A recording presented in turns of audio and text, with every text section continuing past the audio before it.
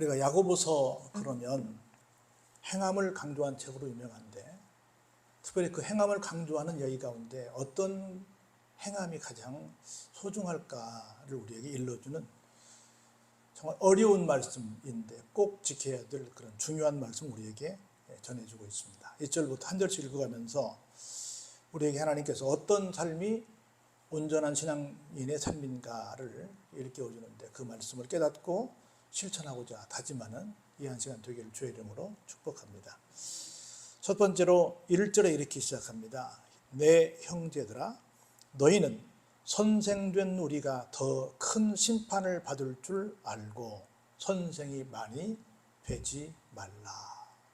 선생에 대한 얘기를 합니다. 선생은 어떤 사람일까요? 그냥 한자대로 말하면 먼저 태어난 사람이죠. 앞선 자의 나흘생이니까 먼저 태어난 사람. 먼저 태어난 사람이라고 다 가르치나요? 그렇진 않죠. 먼저 배운 사람, 내지는 우리가 선구자 또는 선각자라고 그러잖아요. 각자, 깨달은 사람. 그래서 먼저 깨달은 사람이다 이렇게 말할 수 있어요. 먼저 깨달아야 가르칠 수 있을 거 아니에요. 그래서 우리가 이런 말을 해요. 하나님께서 나중에 백보좌 심판을 하시게 될 텐데, 최후의 심판 때 심판 대상 1번이 바로 이 강대상이다. 가르치는 사람이다. 2번이 들은 사람이다. 3번이 이제 말씀을 거부한 이방인들이다. 이렇게 말을 하기도 합니다. 그 정도로 가장 중요한 자리가 어디다? 여기 서 있는 사람이다. 선생이다. 누군가를 가르치는 사람이다 라고 하는 겁니다. 우리 그런 말 하죠. 의술이 있고 인술이 있고 그리고 선생이 있고 또 뭐가 있어요? 스승이 있죠.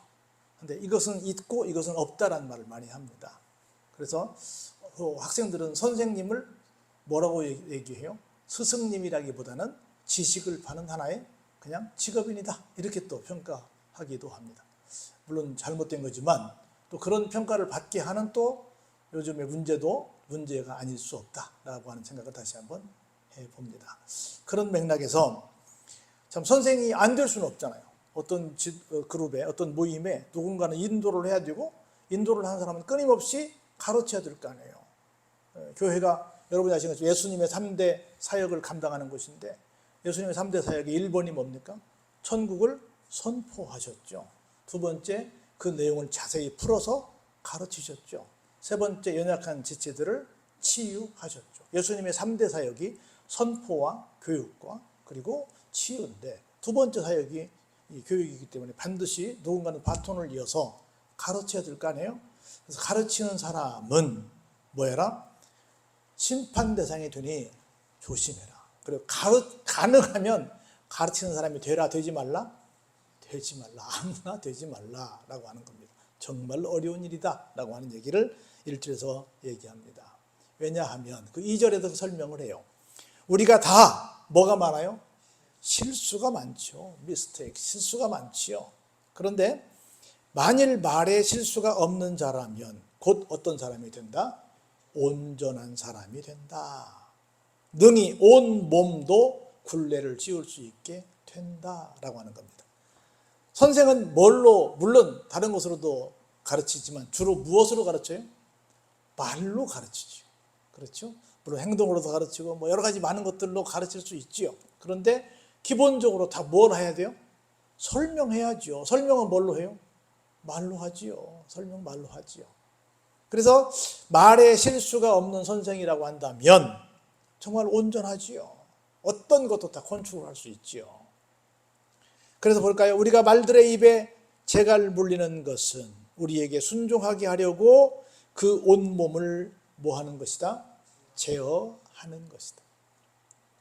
우리가 그 동물을 두 가지로 말하죠. 하나는 산에 사는 것은 뭐라고 불러요? 짐승 그러죠. 짐승. 집에서 똑같이 산에도 돼지가 있고 집에도 돼지가 있어요. 산에도 토끼가 있고 집에도 토끼가 있습니다. 그렇죠? 그런데 같은 과지만 산에 있는 것은 짐승, 집에 있는 건 뭐라고 그래요? 가축 그래요. 가축. 라이브 스톡, 가축, 축산이에요. 이렇게 사람이 통제할 수 있게 됐단 말이죠. 자, 사람이 통제하는 걸 볼까요? 배를 보라. 그렇게 크고 광풍에 밀려가는 것들을 뭐가? 지극히 작은 키로서 사공의 뜻대로 운행을 한다. 배가 커요? 키가 커요? 비교가 안 되지. 조그만 키죠. 물론 키도 작지 않은데 그 큰 배에 비하면 작지요. 그런데 그 모든 방향을, 그 모든 가는 걸 누가 다 조절을 해요? 그 키가 조절하지요. 이와 같이 혀도 어때요? 우리 몸 전체에 비하면 작은 지체지요. 작은 지체로되 뭐예요? 큰 것을 자랑하도다. 그러면서 그걸 이렇게 예를 듭니다. 보라, 얼마나 작은 불이 얼마나 많은 불을, 많은 나무를 태우는가. 우리 성냥불 작아요, 커요? 작죠. 조그맣죠. 근데 그게 인화물질에 닿으면 어때요? 어마어마한 불을 피우지요. 그렇죠? 작다고 작은 것이 아니다.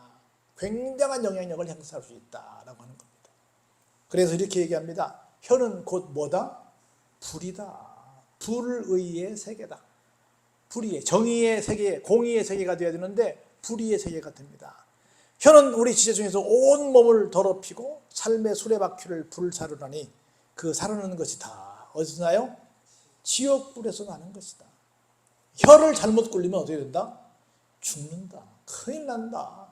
어마어마한 재앙을 초래한다. 인생의 수레바퀴를 다 태워버리고 말아버린다. 더 이상 굴러갈 수 없게 만든다 라고 하는 겁니다. 볼까요? 여러 종류의 짐승과 새와 심지어 벌레와 바다의 생물은 다 사람이 어떻게 했어요? 길들일 수 있고요. 길들여 왔습니다. 심지어 뭐도 길들여요? 호랑이도 길들여요. 사자도 길들입니다. 심지어 뭣도? 악어도 길들입니다. 여러분 막 악어 공연장 보세요. 악어 입속에 머리 넣어요, 안 넣어요?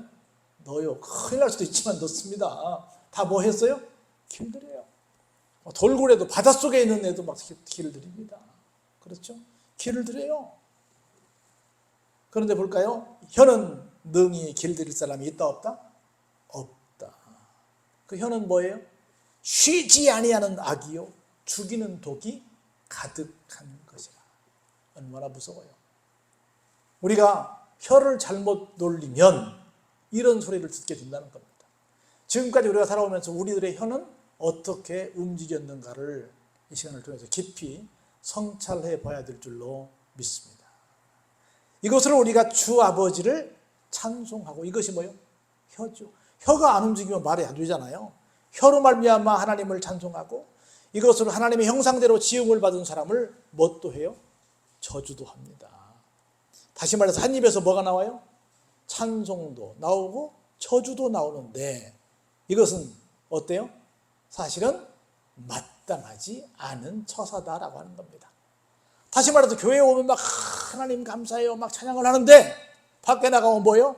막 사람들을 막 저주하고 욕하고 사람들 깎아내리고 한단 말이죠. 그러면 정상적인 신앙인이다 아니다? 아니다. 여기서 아름다운 말 했으면 밖에 나가도 아름다운 말을 해야지요. 그래서 이렇게 말하지 않습니까? 샘이 한 구멍으로 어찌 단물과 쓴물을 내겠느냐. 그럴 수 있다 없다? 그럴 수 없다. 단물을 내면 단물만 나오는 셈이고 쓴물을 내면 쓴물만 나오는 셈이지, 오늘은 단물 나오고 내일은 쓴물 나오고 그러지 않다는 거지요. 내 형제들아, 어찌 무화과나무가 감람열매를 포도나무가 무화과를 맺겠느냐. 이와 같이 짠물이 단물을 내지 못하느니라. 다 원래 그대로 되는 것이지 이랬다 저랬다 하지 않는다. 우리도 하나님을 찬송하는 입술이라고 한다면, 혀라고 한다면 다른 사람을 저주할 수 있다 없다? 없다. 그럼 오늘날 좀 미안하지만 우리나라가 막 이렇게 막 갈려져 가지고 서로 하나님을 다 믿는다고 그러는데 서로를 향해서 막 저주해요, 저주하지 않아요? 막 저주에 가까운 소리들을 해요. 이건 정상적인 신앙생활을 한다 안 한다? 한다고 말하기가 정말 곤란하다는 거죠. 만일 내가 마음에 안 들면 정말 위에서 기도해주고 어떻게 고쳐줄까, 어떻게 인식을 개선시킬까, 어떻게 해서 저 사람을 바르게 선도할까라고 생각을 해야지, 무조건 그냥 막 저주만 한다면 그건 좀 곤란하다는 거죠. 계속 볼까요? 너희 중에 지혜와 총명이 있는 자가 누구냐? 그는 선행으로 말미암아 지혜의 온유함으로 그 행함을 보일지니라.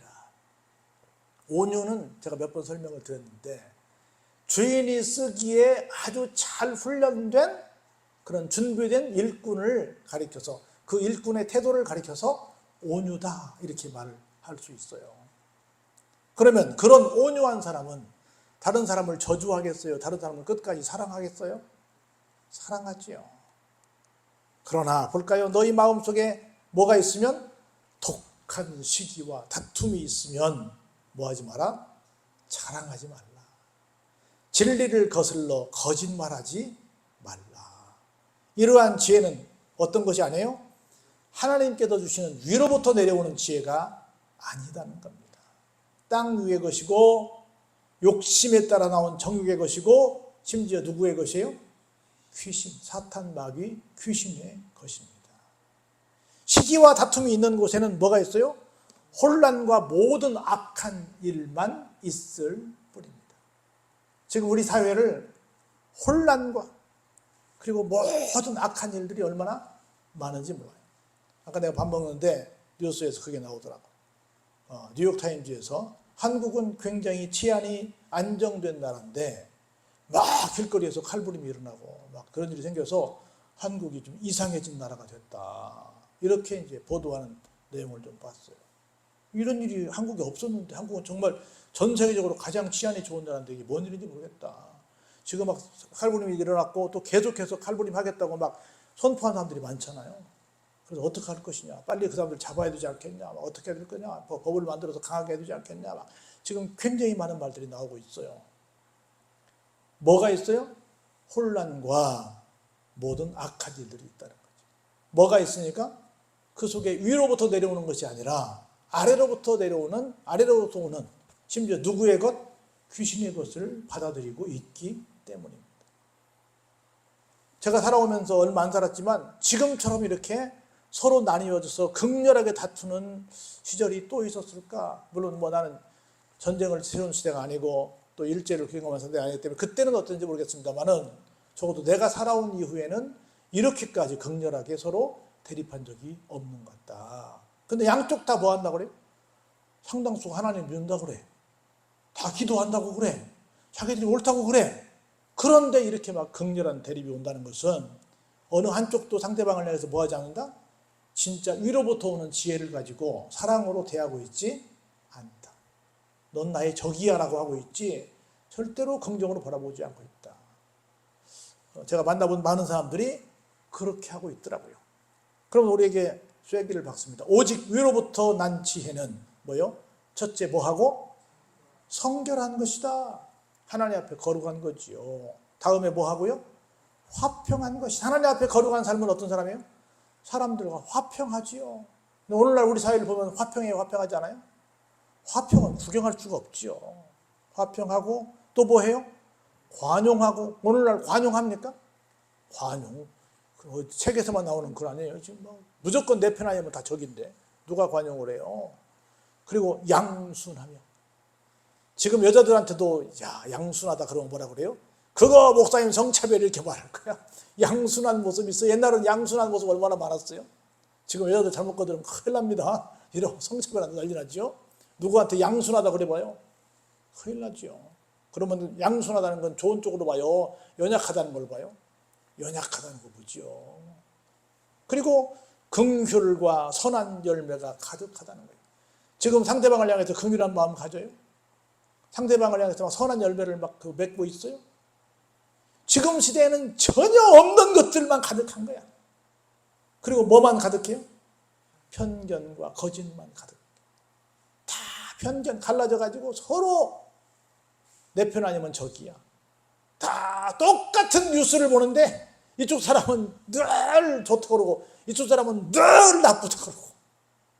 그리고 지금처럼 가짜 뉴스, 거짓 뉴스가 많은 세상에 제가 볼 때는 없었어요. 옛날에도 있었겠지만 지금처럼 오만 뉴스가 나오는데 도대체 이게 진짜인지 가짜인지 구분할 수 없을 정도로. 옛날에 우리 때는 그래도 뉴스 그러면 어땠어요? 좀 신뢰했잖아요. 아, 저거 뉴스에 나온 얘기야. 근데 뉴스에 나온 얘기가 다 뭐예요? 다 거짓말이 많은 거예요. 거짓말이 많은 거예요. 결론적으로 볼까요? 화평하게 하는 자들은 화평으로 심어 뭘 맺어요? 의의 열매를 거두는 삶을 삽니다. 오늘 우리 교회들이 정말 의의 열매를 거두고 있느냐? 뭘 심어야 의의 열매를 거두어요? 화평을 심어야 되는데 우리 지금 화평을 심냐는 거죠. 여러분들 미안하지만 세계에서 우리한테 그렇게 말하고 있잖아요. 한국은 총칼만 안 들었을 뿐이지 사실은 지금 내전 상태에 있다. 이렇게 말한다고 그러잖아요. 우리 모습에 외국인들이 봤을 때 서로 민족끼리 화평하고 있다는 거예요? 그렇지 않다는 거예요? 그렇지 않다는 거예요. 그런데 이 모든 것들이 어디에서 나왔다는 거예요? 1절로 가면 서로 선생이 되려고 했고 무엇을 다루지 못했어요? 혀를 다루지 못한 결과다. 지금 누가 아이고 선생님 제가 몰라서 그런데 한 수 가르쳐 주세요 라고 해서 날 좀 가르쳐 주세요. 나는 몰라요. 나는 부족합니다. 나는 무식합니다. 이렇게 말하는 사람이 있어요? 없어요? 없어요. 다 잘났다고 다 내 말만 옳다고 그러지 누가 나는 몰라요 하는 사람 어디 있어요? 그리고 말을 참아요. 말을 들으려고 그래요? 막 내 말만 하려고 그래요. 겸손하게 다른 사람의 말을 경청하는 문화가 없어진 것 같아요. 그러면 뭐의 열매가 없어요? 의의 열매가 없지요. 당연히 없지요. 의의 열매가 있으려면 우리가 선생이 되지 말고 뭐가 되자? 제자가 되자. 뭘 잘 놀리자? 혀를 잘 놀리자. 제가 몇 번 그런 말씀 드린 기억이 있는데 우리 신학교 졸업할 때 교장 선생님 훈시가 그거예요. 평생 학자가 되라. 평생. 목사님만 되면 그냥 다 아는 것처럼 그러지 말고 평생 공부해. 평생 배워라. 늘 겸손해라. 이게 졸업하는 신학생들에게 주문하는 학교 교장 선생님의 당부야. 당부야. 우리는 이상하게 교회에 못된 문화가 하나 있거든요. 무슨 수련회를 하거나 뭘 하면 교회에 중직들 되는 사람들, 교회에 뭐 좀 이렇게 높은 사람들은 다 빠져나간다. 옛날에 내가 아동부 이제 그 교육전수하고 이렇게 보면 딱 목사가 설교 시작하면 선생님들 빠져나가. 애들만 들으라 이거지. 나는 한 번도 그런 걸 용인한 적이 없어요. 딱 오면 제일 앞에 교회 중직자들이 다 앉아서 들어야지. 뭐만 하면 막 전부 마리아가 돼요? 마르다가 돼요? 다 마르다가 돼. 물론 그 사람 노는 건 아니야. 뭔가 하긴 해. 근데 제일 중요한 게 뭐예요? 제일 앞에 와서 열심히 말씀 듣는 게 제일 중요해요. 근데 뭐만 좀 되면 난 다 알아. 야, 난 저거 다 알아. 나는 들을 게 없어. 이런 중직자들이 한국에 내가 보니까 내가 거쳐왔던 교회가 적지 않은데 많더라. 그러니까 교회가 건강하겠어요? 건강하지 않겠어요? 건강하지 않죠. 죽을 때까지 아멘 하면서 내 생명 다하는 순간까지 하나 더 배워야지. 내가 바로 알고 바로 깨달아야지라고 쫓아와야 되는데 난 다 알아. 난 뭐 오늘 본문만 보면 나 오늘 목사님 뭐 설교할지 다 알아. 나는 이런 사람들이 얼마나 많은지 몰라요. 알긴 뭘 알아요. 평생을 봐도 난 66권을 몇 번 설교했는지 몰라. 다 창세기부터 계시록까지 몇 번 왔다 갔다 하면서 내가 40년 넘게 설교했으니 한 주도 쉬지 않고 설교했으니 얼마나 많이 왔다 갔다 했겠어요? 난 지금도 모르겠어요. 근데 다 안 돼. 다 뭐가 됐어요?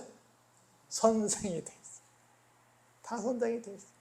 그리고 내 마음대로 막 말을 해. 내 마음대로 혀를 놀려. 그러면 거기에 화평의 장소가 되겠어요? 거기에 의의 열매가 있겠어요? 어렵지요. 어렵죠. 모두가 제자의 자리로 가자. 모두가 혀를 신중하게 돌리자. 모두가 의의 열매를 맺도록 노력해보자. 그럴 때 하나님께서 너의 믿음은 진짜 믿음이구나 라고 인정하게 되실 줄로 믿습니다. 이런 믿음 갖는 우리 모두가 되기를 주의 이름으로 축원합니다.